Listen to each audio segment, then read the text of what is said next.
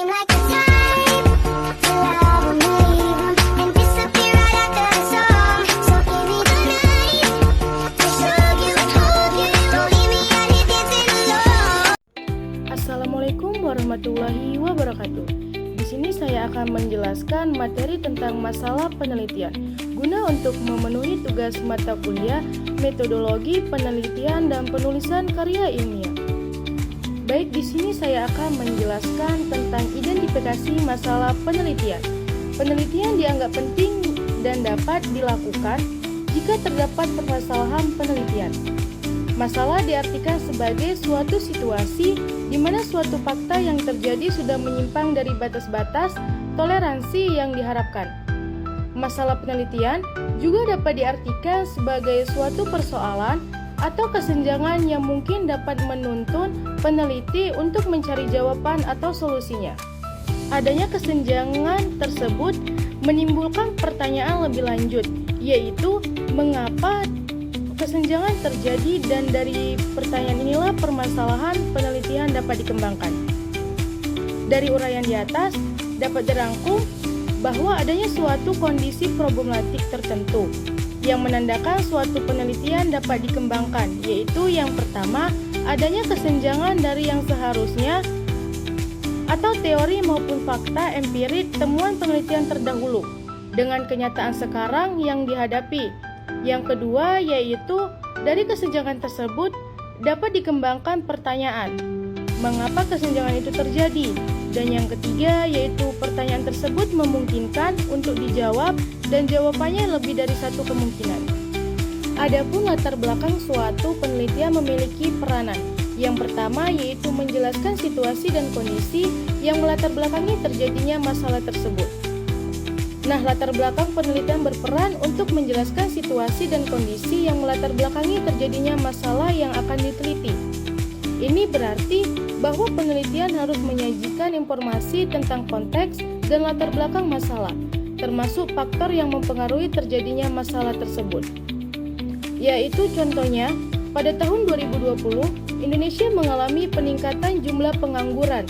Hal ini disebabkan oleh beberapa faktor, termasuk perubahan struktur ekonomi dan kurangnya kesempatan kerja. Oleh karena itu, penelitian ini bertujuan untuk mengetahui faktor-faktor yang mempengaruhi pengangguran di Indonesia. Yang kedua, yaitu menguraikan kesenjangan-kesenjangan antara harapan dengan kenyataan, teori dengan praktek, rencana dengan pelaksanaan, dan kesenjangan lainnya yang ada. Maksudnya di sini latar belakang penelitian juga berperan untuk menguraikan kesenjangan-kesenjangan yang ada antara harapan dengan kenyataan, teori dengan praktek, rencana dengan pelaksanaan, dan lain-lainnya. Ini berarti bahwa peneliti harus mengidentifikasi kesenjangan-kesenjangan tersebut dan menjelaskan mengapa kesenjangan tersebut perlu diteliti. Dengan demikian, pembaca dapat memahami apa yang membuat masalah tersebut penting dan perlu diteliti. Contohnya yaitu, meskipun telah ada beberapa penelitian tentang pengangguran di Indonesia, namun masih ada kesenjangan antara teori dan praktek dalam hal pengembangan program pengangguran. Oleh karena itu, penelitian ini bertujuan untuk mengetahui faktor-faktor yang mempengaruhi pengangguran di Indonesia dan mengembangkan program pengangguran yang efektif. Yang ketiga, yaitu menceritakan apa yang mendorong seorang peneliti untuk melakukan penelitian terhadap suatu permasalahan. Maksudnya di sini, latar belakang penelitian juga berperan untuk menceritakan apa yang mendorong seorang peneliti untuk melakukan penelitian terhadap suatu permasalahan. Ini berarti bahwa peneliti harus menjelaskan motivasi dan alasan-alasan yang mendorongnya untuk melakukan penelitian tersebut.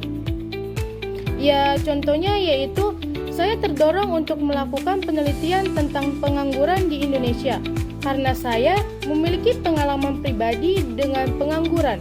Saya ingin mengetahui lebih lanjut tentang faktor-faktor yang mempengaruhi pengangguran di Indonesia dan mengembangkan program pengangguran yang efektif. Yang keempat, yaitu menjelaskan tentang alasan-alasan penting dan bagaimana menariknya masalah untuk diteliti dalam jangkauan. Latar belakang penelitian juga berperan untuk menjelaskan tentang alasan-alasan penting dan bagaimana menariknya masalah untuk diteliti dalam jangkauan. Ini berarti bahwa peneliti harus menjelaskan mengapa masalah tersebut penting dan menarik untuk diteliti, serta bagaimana peneliti tersebut akan melaksanakan peneliti tersebut dengan mempertimbangkan kemampuan akademik, biaya, tenaga, dan waktu yang tersedia. Contohnya yaitu penelitian tentang pengangguran di Indonesia penting karena dapat membantu peningkatan kesadaran masyarakat tentang pentingnya pengembangan program pengangguran yang efektif. Selain itu, penelitian ini juga dapat membantu. Permasalahan dalam penelitian sering disebut problem atau metode dan secara umum dikelompokkan ke dalam 3 jenis. Yang pertama yaitu problem deskriptif, yang dimana problem untuk mengetahui status variabel dan mendeskripsikan fenomena tersebut, sehingga lahirlah penelitian deskriptif, termasuk survei, penelitian historis, dan filosofis. Yang kedua yaitu problem komparatif, problem untuk membandingkan dua fenomena atau variabel atau lebih. Di sini peneliti berusaha mencari persamaan dan perbedaan fenomena. Selanjutnya mencari arti atau manfaat dari persamaan dan perbedaan tersebut. Yang ketiga yaitu problem asosiatif atau korelatif, problem untuk mencari hubungan antara dua fenomena atau variabel. Problem korelasi ada dua macam. Yang pertama yaitu korelasi sejajar dan korelasi sebab dan akibat.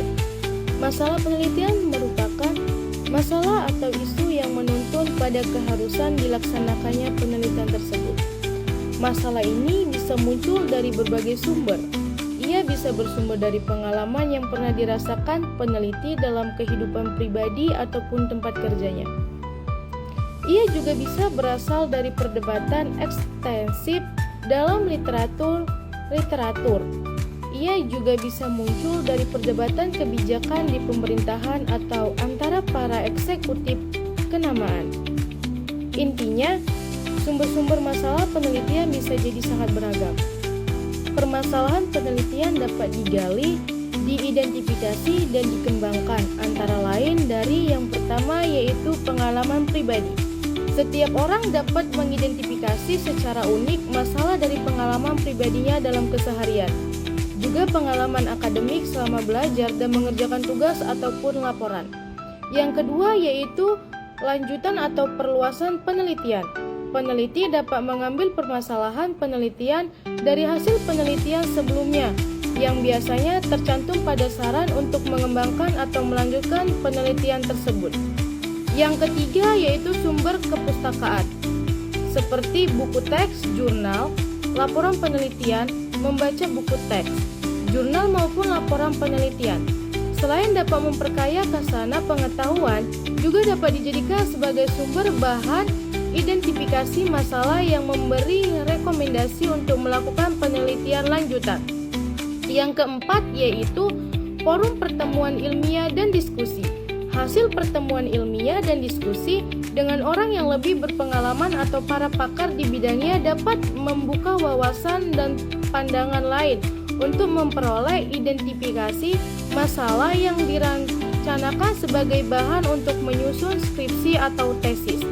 Yang kelima, ada observasi atau pengalaman langsung dalam praktek. Hasil observasi dan pengalaman langsung juga merupakan sumber yang masalah yang potensial dijadikan dalam merencanakan suatu penelitian. Yang keenam yaitu perubahan paradigma dalam pendidikan. Paradigma pendidikan yang selalu berubah dan berkembang dari masa ke masa dalam berbagai hal seperti kurikulum, media, dan metode pembelajaran dapat dijadikan sumber berbagai identifikasi masalah untuk penelitian. Yang ketujuh yaitu ada fenomena pendidikan dalam kelas, luar kelas, dan di masyarakat. Fenomena pendidikan yang terjadi baik dalam kelas, luar kelas, maupun dalam masyarakat dapat mendorong peneliti untuk menjadikannya sebagai sumber masalah yang dapat diangkat dalam suatu penelitian. Yang kedelapan yaitu ada dedukasi dari teori. Terdapatnya dedukasi dari teori yang sudah ada ataupun merupakan cabang studi yang sedang dikembangkan. Tujuan penelitian adalah suatu pernyataan mengenai apa dari penelitian yang dilakukan. Rumusan masalah penelitian menggunakan kalimat pertanyaan, sedangkan tujuan penelitian menggunakan kalimat pernyataan. Nah, tujuan penelitian yang diharapkan sesuai dengan sifat dan karakteristik penelitian, yaitu yang pertama, tujuan harus ada hubungannya dengan rumusan masalah atau secara eksplisit diarahkan untuk menjawab rumusan masalah. Yang kedua yaitu tujuan penelitian dinyatakan dengan kalimat deklaratif. Yang ketiga yaitu tujuan penelitian dikemukakan sebagai sesuatu yang ingin dicapai melalui proses penelitian. Yang keempat yaitu tujuan penelitian harus jelas dan tegas. Berdasarkan sifat dan karakteristik permasalahan penelitian, tujuan dilakukannya suatu penelitian menurut Sutrisno Hadi akan dapat menjawab peranannya, yaitu yang pertama untuk menemukan pengetahuan, yang kedua mengembangkan pengetahuan, dan yang ketiga yaitu menguji kebenaran suatu pengetahuan. Apa sih batasan masalah dalam penelitian itu? Batasan masalah merupakan pembatasan ruang lingkup masalah sebagai akibat keterbatasan yang dimiliki peneliti, di mana dapat saja masalah-masalah yang telah diidentifikasi tidak dapat diteliti semua, sehingga perlu ditetapkan batasan dalam suatu penelitian, agar penelitian memiliki fokus pada suatu kondisi tertentu. Dengan demikian, uraian tentang alasan-alasan pembatasan masalah akan sesuai dengan kemampuan peneliti. Adapun asumsi-asumsi dan pembatasan penelitian, terutama sebelum merumuskan masalah penelitian, merupakan hal yang perlu dikemukakan peneliti untuk menghindari salah pengertian para pembaca dan pengguna hasil penelitian. Nah, di sini misalnya untuk mengidentifikasi isu kecurangan siswa SMA dalam pelaksanaan ujian akhir nasional. Menanggapi kasus ini, kita masih perlu memunculkan terlebih dahulu berbagai faktor yang terkait dengan masalah pelaksanaan ujian akhir nasional, seperti tekanan orang tua untuk memperoleh nilai yang baik, harapan yang ditekankan guru kepada siswa, kesempatan atau peluang yang mungkin dibiarkan oleh pihak sekolah atau pengawas ujian, serta persaingan yang semakin berat untuk masuk perguruan tinggi dan lainnya. Baik, di sini saya akan membahas tentang perumusan masalah. Perumusan masalah merupakan salah satu tahap di antara sejumlah tahap penelitian yang memiliki kedudukan yang sangat penting dalam kegiatan penelitian. Tanpa perumusan masalah, suatu kegiatan penelitian akan terjadi sia-sia dan bahkan tidak akan membuahkan hasil apa-apa. Perumusan masalah disebut juga sebagai research question atau research problem. Diartikan sebagai suatu rumusan yang mempertanyakan suatu fenomena, baik dalam kedudukannya sebagai fenomena mandiri maupun dalam kedudukannya sebagai fenomena yang saling terkait di antara fenomena yang satu dengan yang lainnya, baik sebagai penyebab maupun sebagai akibat. Mengingat demikian pentingnya kedudukan perumusan masalah di dalam kegiatan penelitian, sampai-sampai memunculkan suatu anggapan yang menyatakan bahwa kegiatan melakukan perumusan masalah merupakan kegiatan separuh dari penelitian itu sendiri. Nah, penentuan perumusan masalah sangat penting dan berfungsi dalam menetapkan.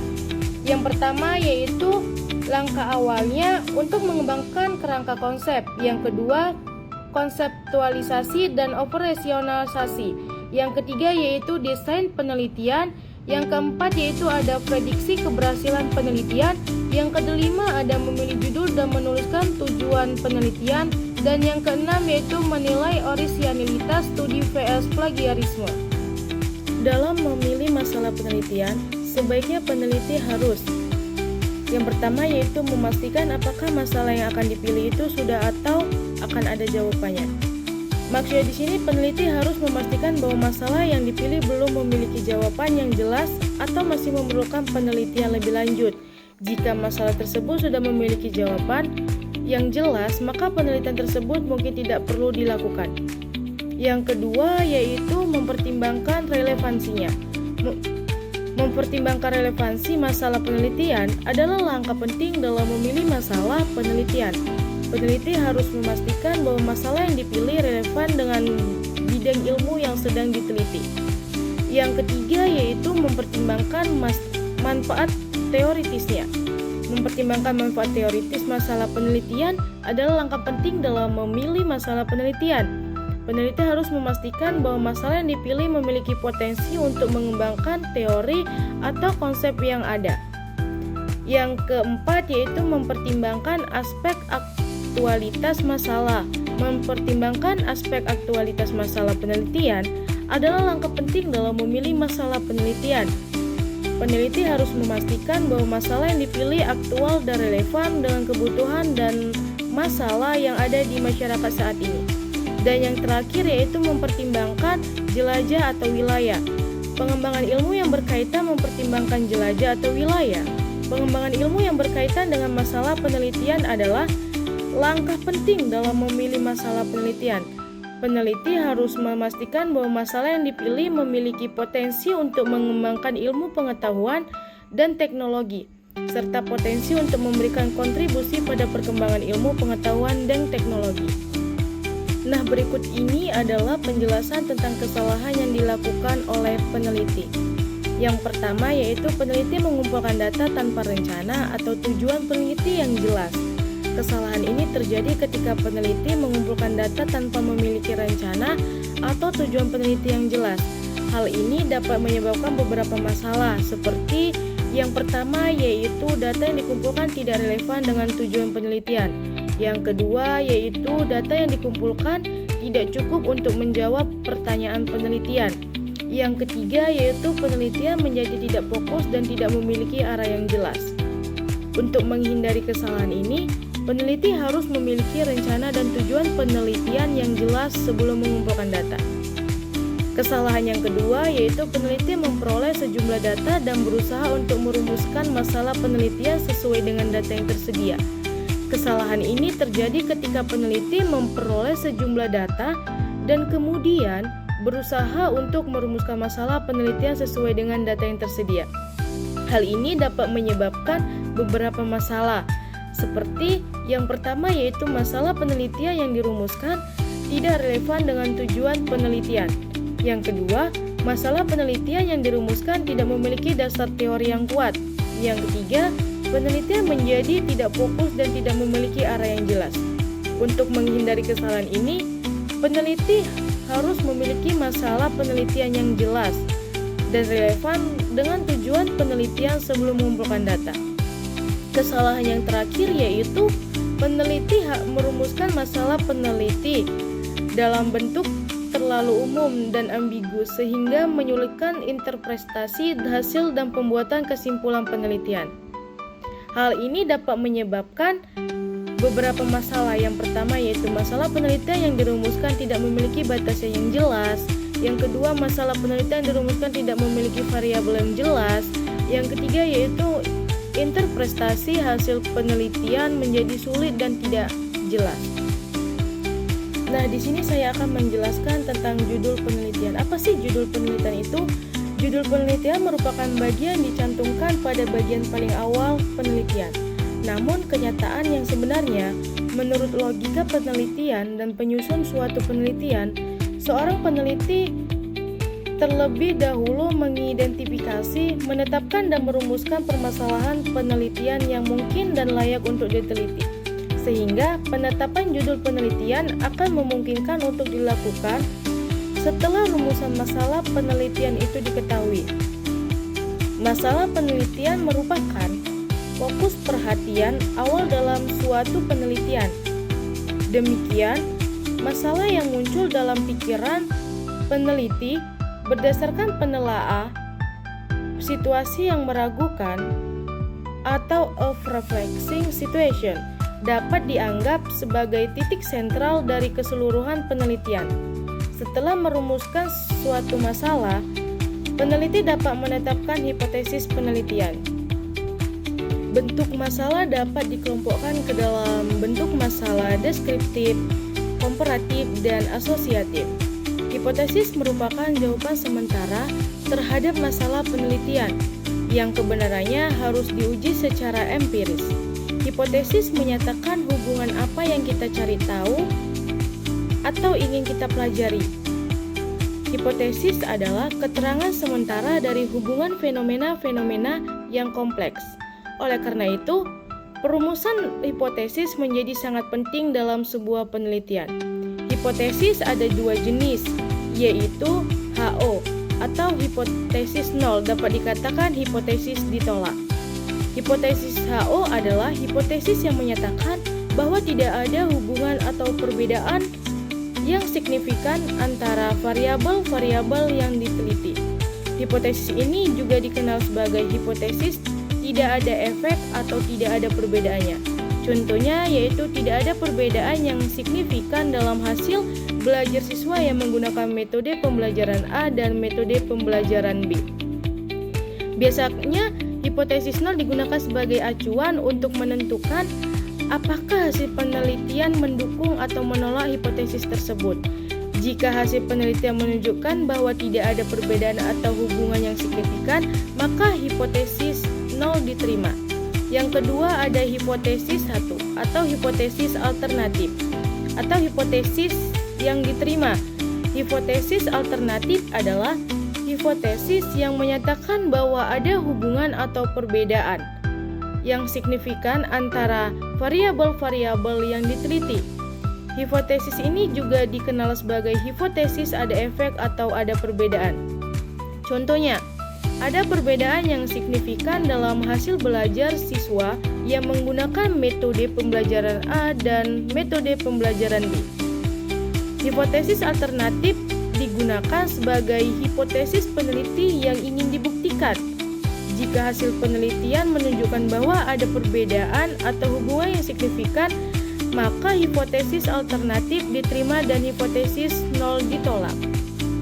Penetapan hipotesis dalam sebuah penelitian memberikan manfaat, yaitu yang pertama memberikan batasan dan memperkecil jangkauan penelitian dan kerja penelitian.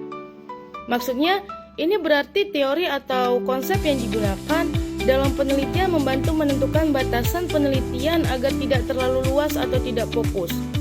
Dengan adanya batasan, penelitian menjadi lebih terarah dan dapat dilakukan dengan lebih efisien. Yang kedua yaitu mensiagakan peneliti kepada kondisi fakta dan hubungan antar fakta yang kadangkala hilang begitu saja dari perhatian peneliti. Maksudnya, penelitian sangat sering sekali melibatkan banyak data dan fakta yang bisa saja terlewatkan atau tidak terlihat hubungannya. Dengan adanya teori atau kerangka berpikir, peneliti dapat lebih waspada terhadap fakta-fakta yang relevan dan bagaimana fakta-fakta tersebut saling berhubungan. Yang ketiga yaitu sebagai alat yang sederhana dalam memfokuskan fakta yang bercerai-berai tanpa koordinasi ke dalam suatu kesatuan penting dan menyeluruh. Maksudnya, data yang dikumpulkan dalam penelitian bisa sangat beragam dan tersebar. Teori atau konsep membantu dalam mengorganisasi fakta-fakta tersebut sehingga membentuk pemahaman yang lebih menyeluruh dan bermakna dalam konteks penelitian. Yang keempat yaitu sebagai panduan dalam pengujian serta penyesuaian dengan fakta dan antar fakta. Maksudnya, teori atau konsep juga berfungsi sebagai panduan dalam menganalisis dan menguji data.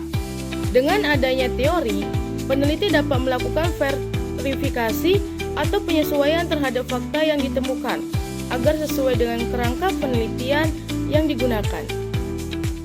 Nah, di sini ada juga yang namanya hipotesis penelitian. Hipotesis penelitian merupakan bagian penting dalam penelitian karena dapat menghubungkan antara teori dan observasi dan sebaliknya. Hipotesis ini harus disusun sebelum pengumpulan data karena mempunyai dua alasan. Alasan yang pertama yaitu suatu hipotesis yang baik menunjukkan bahwa penelitian mempunyai pengetahuan yang cukup luas tentang apa yang akan ditelitinya. Alasan yang kedua yaitu hipotesis memberikan petunjuk tentang cara pengumpulan data yang diperlukan dan interpretasinya. Dengan demikian, tidak akan terjadi pemborosan waktu yang sia-sia dalam pelaksanaan penelitian. Dalam penelitian yang bersifat eksperimental, biasanya terdapat hipotesis yang merupakan prediksi tentang hasil yang akan diperoleh dengan jalan eksperimentasi itu. Adapun rancangan judul penelitian.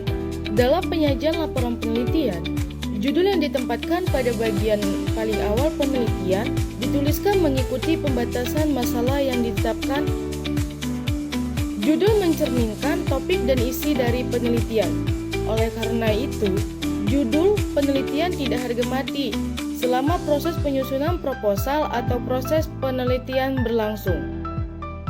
Sangatlah mungkin terjadi perubahan redaksional pada suatu judul penelitian. Bahkan, dalam judul laporan sebaiknya sudah menggambarkan apa yang telah diteliti. Pemilihan topik atau lebih konkretnya judul akan menggambarkan tingkat kedalaman dan cakupan dari sebuah penelitian yang akan dibahas. Bagi pembaca, judul akan dianggap mewakili bobot sebuah hasil penelitian yang akan ditulis, bahkan merupakan gambaran mutu tulisan yang akan digarap. Adapun rumusan masalah dalam penelitian kuantitatif. Dalam penelitian kuantitatif, peneliti menggunakan pertanyaan dan hipotesis penelitian kuantitatif, dan terkadang tujuan untuk membentuk dan secara khusus memfokuskan tujuan penelitian. Pertanyaan penelitian kuantitatif menanyakan tentang hubungan antara variabel yang peneliti ingin ketahui. Dalam penelitian kuantitatif, peneliti menggunakan pertanyaan penelitian dan hipotesis penelitian untuk membentuk dan secara khusus memfokuskan tujuan penelitian. Pertanyaan penelitian kuantitatif bertujuan untuk menginvestigasi hubungan antara variabel yang ingin diteliti. Pendekatan ini memungkinkan peneliti untuk menguji teori dengan mengukur hubungan antar variabel secara objektif menggunakan metode statistik. Dengan demikian, peneliti kuantitatif seringkali bersifat eksplisit, terukur, dan dapat direplikasinya. Jenis pertanyaan dalam penelitian kuantitatif yang pertama yaitu ada deskriptif, menggambarkan fenomena berdasarkan data kuantitatif. Contohnya, berapa tingkat kepuasan pelanggan terhadap layanan e-commerce di Indonesia? Yang kedua ada komparatif, membandingkan dua atau lebih kelompok atau variabel. Contohnya, apakah terdapat perbedaan signifikan dalam tingkat stres antara pekerja kantoran dan pekerja lapangan? Yang ketiga yaitu asosiatif atau kausal, menanyakan hubungan antara dua variabel atau lebih. Contohnya, bagaimana pengaruh gaya kepemimpinan terhadap kinerja karyawan di perusahaan teknologi? Contoh hipotesis dalam penelitian kuantitatif, hipotesis nol, tidak ada hubungan antara dua variabel. Contohnya yaitu tidak ada hubungan yang signifikan antara intensitas belajar dan nilai akademik siswa. Yang kedua ada hipotesis alternatif atau H1. Ada hubungan antara dua variabel. Contohnya yaitu terdapat hubungan positif yang disignifikan antara penggunaan media sosial dan tingkat kecemasan pada remaja. Hipotesis sering digunakan dalam eksperimen atau percobaan intervensi, di mana peneliti membandingkan dua kelompok untuk mengetahui efek dari suatu perlakuan atau variabel independen terhadap variabel dependen. Hipotesis ini membantu memastikan bahwa penelitian memiliki fokus yang jelas dan dapat diuji secara empiris. Mengajukan pertanyaan umum tentang sebuah topik merupakan awal dari proses penelitian. Kemudian, pertanyaan umum ini dipersempit menjadi masalah penelitian yang lebih khusus atau hipotesis. Jika masalah penelitian terlalu umum, maka hasil penelitiannya akan sulit diinterpretasi.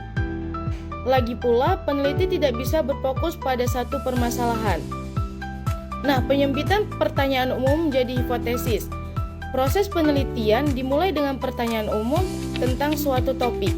Jika pertanyaan tersebut terlalu luas, hasil penelitian akan sulit diinterpretasi karena kurangnya fokus dan spesifikasi.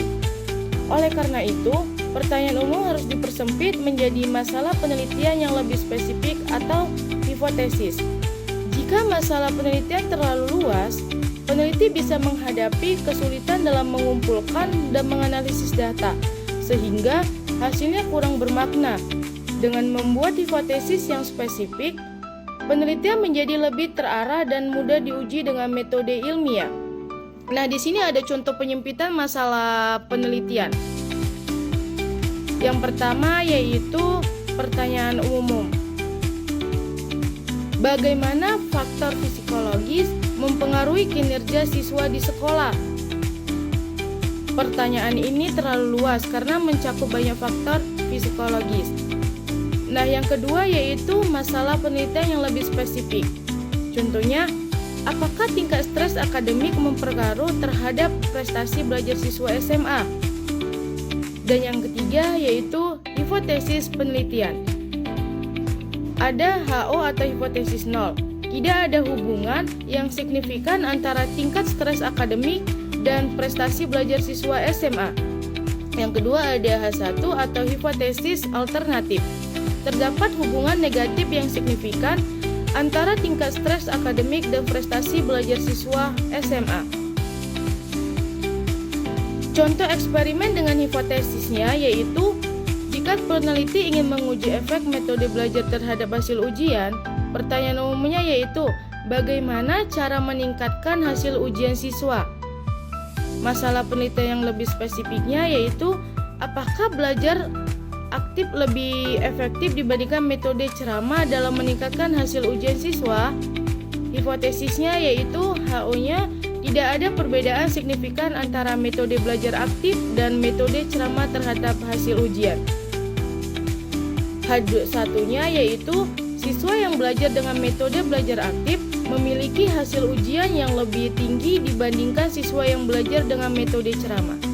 Jadi kesimpulannya yaitu penyempitan pertanyaan penelitian menjadi hipotesis yang spesifik membantu peneliti dalam yang pertama menentukan topik penelitian, yang kedua memudahkan pengumpulan dan analisis data, yang ketiga yaitu menghasilkan kesimpulan yang lebih jelas dan bermanfaat. Oleh karena itu, hipotesis berperan penting dalam penelitian eksperimental untuk memastikan bahwa hasil yang diperoleh dapat diuji, diinterpretasi, dan direfleksikan dengan baik. Rumusan masalah penelitian kualitatif dimulai dengan pemilihan topik umum dan bentuk penelitiannya. Keduanya saling berhubungan dan dilakukan pada waktu yang bersamaan. Banyak penelitian kualitatif berasal dari pengalaman pribadi, yaitu ketertarikan dan perhatian yang lama terhadap topik yang diminati. Pengalaman peneliti terdahulu, terdapat topik yang dipilihnya akan memberikan gambaran yang jelas terhadap kondisi sosial masa kini. Nah, penjelasan di atas menjelaskan bagaimana rumusan masalah dalam penelitian kualitatif dibentuk. Berikut adalah penjelasan secara rinci. Yang pertama yaitu pemilihan topik umum dan bentuk penelitian yang berhubungan. Dalam penelitian kualitatif, langkah pertama adalah menentukan topik umum yang akan diteliti. Pemilihan topik ini biasanya dilakukan bersamaan dengan pemilihan metode penelitian yang sesuai. Misalnya, jika seorang peneliti tertarik pada interaksi sosial dalam komunitas tertentu, ia mungkin memilih metode etnografi atau wawancara mendalam untuk menggali pengalaman dan makna yang ada di dalamnya. Yang kedua yaitu pengaruh pengalaman pribadi dalam pemilihan topik. Banyak penelitian kualitatif berasal dari pengalaman pribadi peneliti. Ini berarti peneliti sering kali tertarik pada topik yang memiliki keterkaitan dengan kehidupannya sendiri, baik secara langsung maupun tidak langsung. Pengalaman pribadi ini membantu peneliti memahami konteks penelitian dengan lebih mendalam dan membentuk perspektif agar dalam penelitian. Contohnya misalnya seorang peneliti yang pernah bekerja di industri kreatif mungkin tertarik meneliti dampak kerja lepas atau freelance terhadap kesejahteraan psikologis pekerja kreatif. Yang kedua yaitu seorang guru yang memiliki pengalaman mengajar di daerah terpencil mungkin tertarik meneliti tantangan pendidikan di sekolah pedesaan. Nah, yang ketiga yaitu pengalaman peneliti terdahulu membantu memahami kondisi sosial masa kini. Peneliti kualitatif tidak hanya berangkat dari pengalaman pribadi, tetapi juga dari penelitian sebelumnya yang pernah dilakukan dalam bidang yang sama. Studi-studi terdahulu dapat memberikan gambaran yang lebih jelas tentang kondisi sosial saat ini, membantu peneliti memahami tren, perubahan sosial, dan faktor-faktor yang mempengaruhi fenomena yang diteliti. Contohnya yaitu, jika penelitian sebelumnya tentang pola konsumsi media sosial di kalangan remaja, peneliti dapat menggunakannya sebagai dasar untuk melihat bagaimana sih perubahan algoritma media sosial saat ini mempengaruhi kebiasaan konsumsi informasi mereka. Contoh yang kedua yaitu, jika ada studi sebelumnya tentang pekerja remote selama pandemi, peneliti dapat menggunakannya untuk memahami bagaimana sih tren kerja jarak jauh berkembang pasca pandemi. Nah, jadi kesimpulan dari penjelasan di atas yaitu kesimpulan penelitian kualitatif sangat dipengaruhi oleh ketertarikan, pengalaman, dan penelitian sebelumnya. Pemilihan topik dan metode dilakukan secara bersamaan dan pengalaman penelitian memberikan pemahaman yang lebih dalam terhadap fenomena yang diteliti. Selain itu, dengan mempertimbangkan penelitian terdahulu, peneliti dapat melihat bagaimana fenomena sosial berkembang dan berubah seiring waktu. Tujuan dan pertanyaan penelitian kualitatif mengindikasikan penggunaan nalar induktif. Pertanyaan penelitian dalam hal ini bisa tersurat atau tersirat. Tujuan penelitian ini mengindikasikan metode kualitatif yang dipilih, atau penelitian interaktif atau non-interaktif. Dalam penjelasan di atas, menjelaskan bagaimana tujuan dan pertanyaan dalam penelitian kualitatif berkaitan dengan nalar induktif dan metode penelitian yang digunakan. Berikut ini adalah rinciannya. Yang pertama yaitu penggunaan nalar induktif dalam penelitian kualitatif. Penelitian kualitatif menggunakan pendekatan induktif, yang berarti peneliti tidak memulai dengan teori yang sudah ada, tetapi membangun pemahaman berdasarkan data yang dikumpulkan dari lapangan. Dalam pendekatan ini, pola, tema, dan teori muncul setelah data dianalisis, bukan sebelum penelitian dilakukan. Contohnya yaitu, seorang peneliti ingin memahami pengalaman kerja remote pada pekerja lepas. Contoh yang kedua, peneliti tidak langsung menggunakan teori tertentu, tetapi mengumpulkan wawancara dari pekerja lepas dan mencari pola dari pengalaman mereka. Contoh yang ketiga yaitu, setelah menganalisis data, barulah peneliti menyusun konsep atau teori berdasarkan temuan di lapangan. Nah, contoh pertanyaan tersirat atau tersuratnya yaitu, dalam penelitian kualitatif, contoh tersuratnya ditulis secara eksplisit dalam proposal penelitian atau laporan penelitian. Contohnya, bagaimana pengalaman ibu tunggal dalam menjalani pekerjaan dan mengasuh anak di era digital. Contoh tersiratnya yaitu tidak dinyatakan secara langsung, tetapi muncul seiring proses penelitian berlangsung. Contohnya, peneliti mungkin awalnya hanya ingin mengetahui pola komunikasi dalam komunikasi online. Tetapi, selama penelitian, ia menemukan bahwa dukungan sosial dalam komunitas tersebut lebih dominan daripada sekedar komunitas. Nah, yang ketiga yaitu tujuan penelitian menentukan metode yang digunakan. Dalam penelitian metode kualitatif, metode yang digunakan bisa berbeda tergantung pada tujuan penelitian. Yang pertama yaitu penelitian interaktif. Peneliti terlibat langsung dengan subjek penelitian. Contohnya yaitu wawancara mendalam dengan penyintas bencana, observasi langsung di pasar tradisional untuk memahami interaksi sosial pedagang. Metodenya etnografi, wawancara mendalam, penelitian tindakan partisipatif atau VAR. Yang kedua yaitu penelitian non-interaktif. Peneliti ini tidak berinteraksi langsung dengan subjek, tetapi menganalisis data yang sudah ada. Contohnya, analisis isi dari unggahan media sosial tentang tren konsumsi makanan sehat. Contoh yang kedua, studi dokumentasi terhadap arsip sejarah budaya lokal. Metode yang digunakan analisis wawancara, analisis dokumen, dan studi arsip. Nah, dari kesimpulan dari penjelasan di atas yaitu penelitian kualitatif menggunakan pendekatan induktif, di mana teori dibangun berdasarkan data yang dikumpulkan. Pertanyaan penelitian bisa berubah seiring proses penelitian dan bisa ditulis secara eksplisit atau berkembang seiring analisis data. Yang ketiga itu tujuan penelitian metode menggunakan apakah interaktif atau non-interaktif. Jadi, jenis penelitian kualitatif seperti etnografi, fenomenologi, studi kasus, dan studi kritis terfokus pada keadaan masa kini atau sekarang. Dan datanya didapat dengan cara berinteraksi dengan partisipan di situasi dan kondisi sosial yang dipilihnya. Seperti pada penelitian yang menggunakan metode kuantitatif maupun kualitatif, penelitian dengan metode campuran dimulai dengan identifikasi masalah umum, dengan mendeskripsikan konteks dan latar belakang masalah. Setelah itu, peneliti menuangkan tujuan penelitiannya. Di sini pula, peneliti menyebutkan bahwa metode campuran akan dipakai.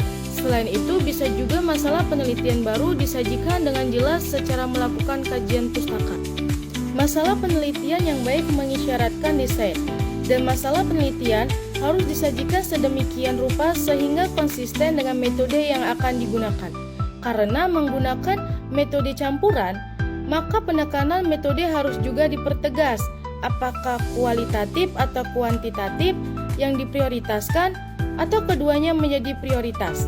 Dengan demikian, pembaca akan dengan mudah mengetahui desain metode campuran mana yang akan dipakai. Beberapa hal yang perlu diperhatikan dalam merumuskan masalah penelitian. Yang pertama yaitu rumusan masalah harus singkat dan bermakna.